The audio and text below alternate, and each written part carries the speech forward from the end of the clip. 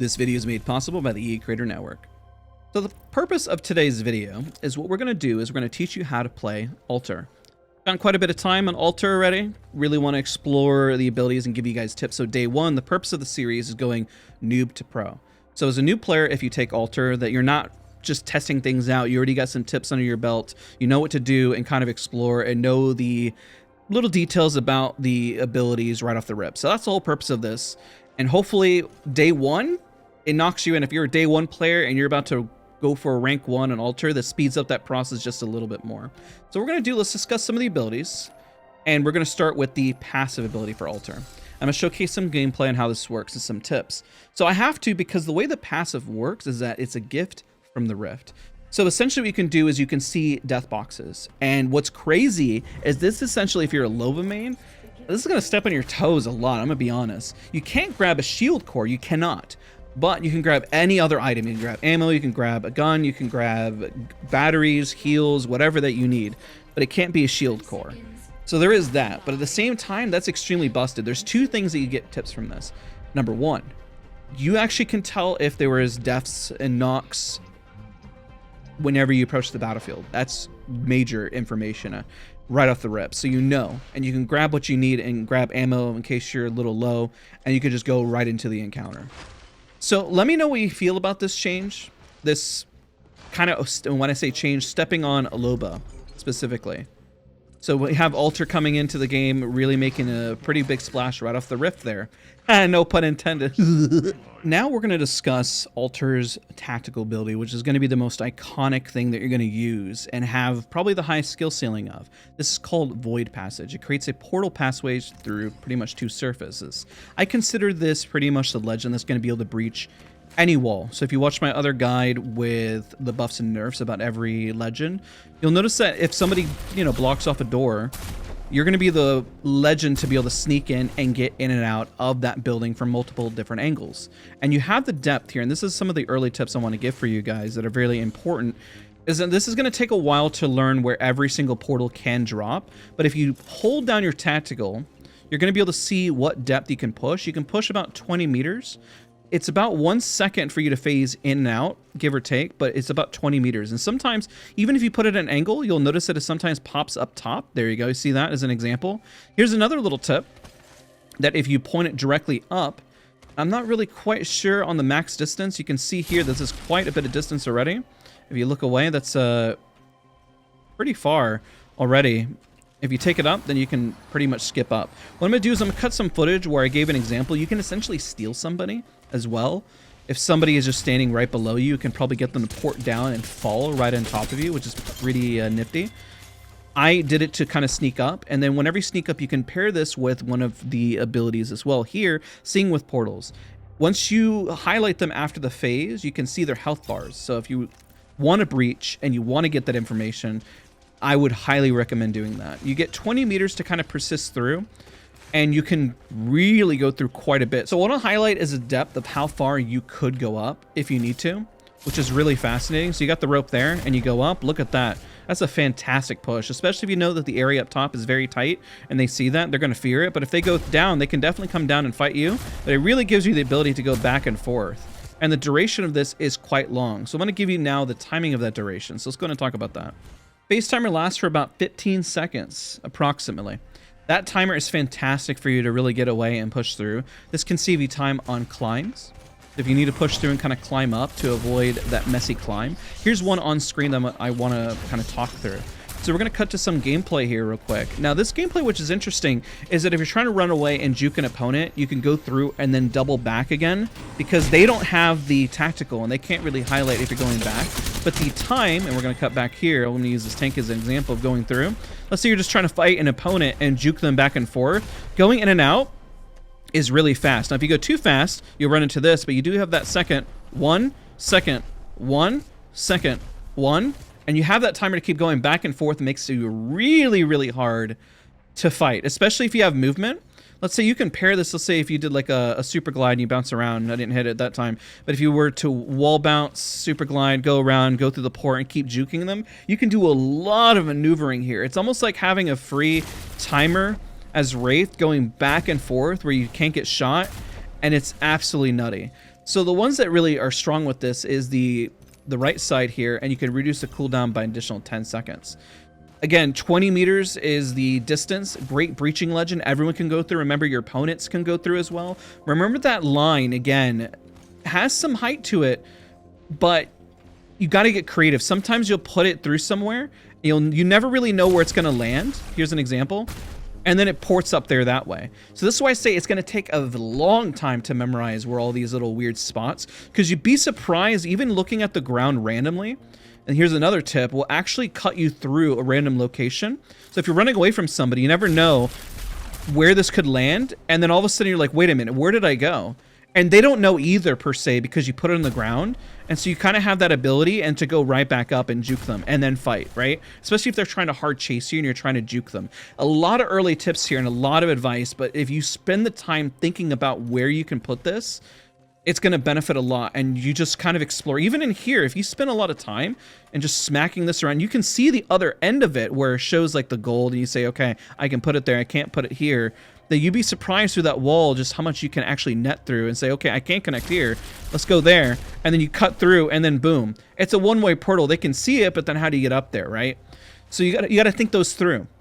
Think through where the port is. You got to have a strong map understanding, and you can create that rope. I have seen it where it can, I don't know if it's a bug or what it is, where you can put it on the side of the building and sometimes a rope appears, but the most consistent way I can get the rope at the moment is throwing it underneath and that timing. So grab your opponent, steal them, have them come through, push up top. You have that second, and you pretty much can go for a clean 1v1 like we showcased earlier, overlaying the footage again. And it's just nasty. It's got quite a bit of range as you're running up. So let's talk about that range real quick, just as a friendly reminder. Almost 45 meters, give or take 45 meters. Moving up, boom, 45, 44. Once it hits 45, 46. It's a little weird there, because keep in mind the wall is not exactly flat. So I would say around 45 is the exact moment that you can try to steal or grab, or the height that you're trying to grab for. So you do have a limit. Now, my final tip with the tactical is, remember, you can't have the gun out while you're running around, so you kind of have to choose. Now, you can do a quick one. This is why I say the timing of this gets better as you become smarter and know how to place it.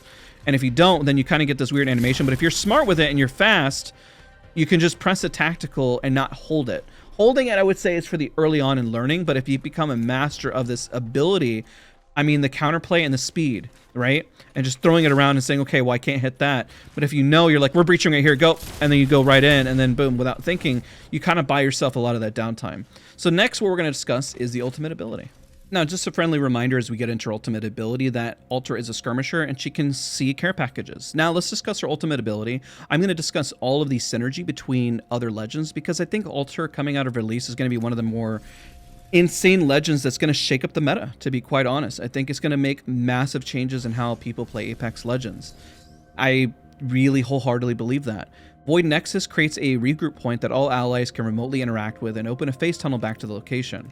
So what you do is you pull this out. Once you have it, it takes about 1 second to deploy, and it creates a group point. You can only use it once, though. Everybody can use it once. Now, the interesting part is if you're knocked, you can also use it if you're knocked to come right back to the spot. Now, if you throw it down, it takes about 1 second to do that, and it takes about 2.5 seconds to transfer all the way over.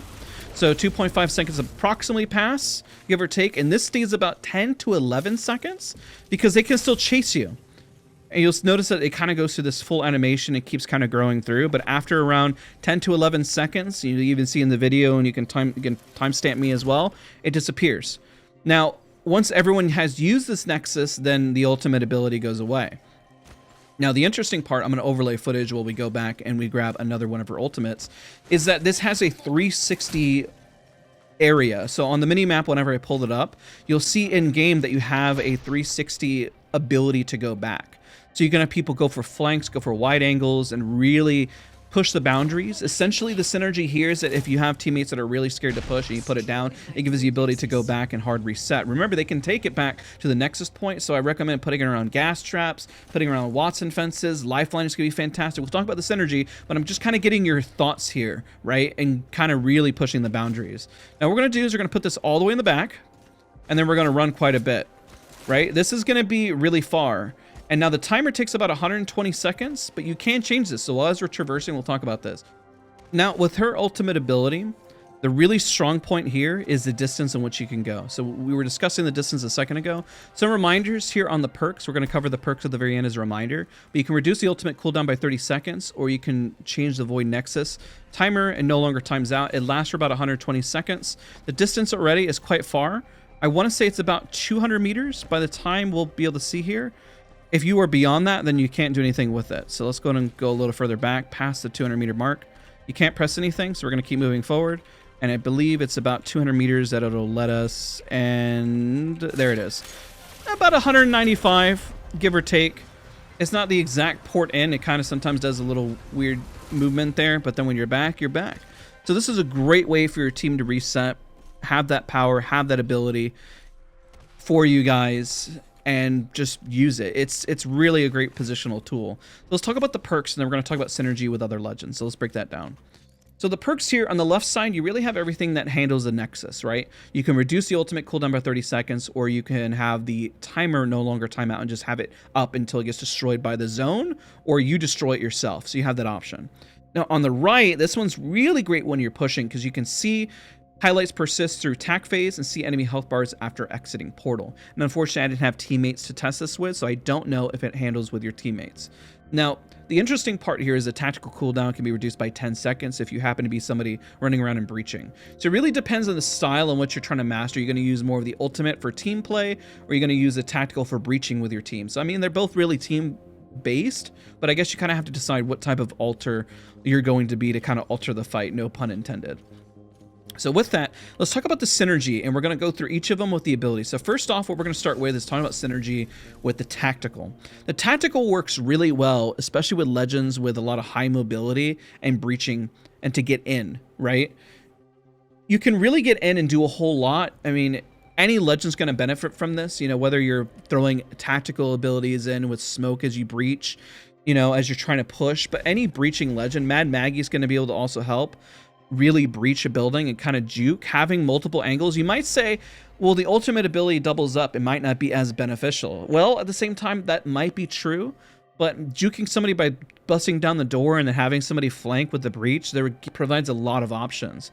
So think of any way that you can get in with any specific legend, and even with, let's say, you're like a Wraith port, somebody can queue and then go into the portal and then come right back through. There's a lot of potential to save your teammates and have a lot of counterplay here. Stimming right to a portal, jumping through, queuing up to one. This is where the Horizon has a lot of benefit, specifically because that rope doesn't always come down, but you can throw it here and you can Horizon queue up about 45 meters to really benefit from that, right? There's a lot of synergy going up into that and then breaching. So that's something that's very slept on that I don't think a lot of people are going to think about. Think about how you can get there, right? What you can do.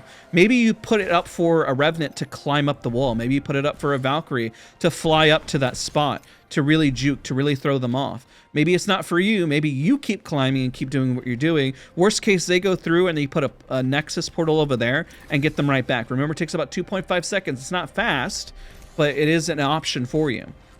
Getting the information beforehand with any recon legend, knowing where they're at. This is where I said the interesting play of having somebody fall through. So you get the scan and you can have somebody fall through, right?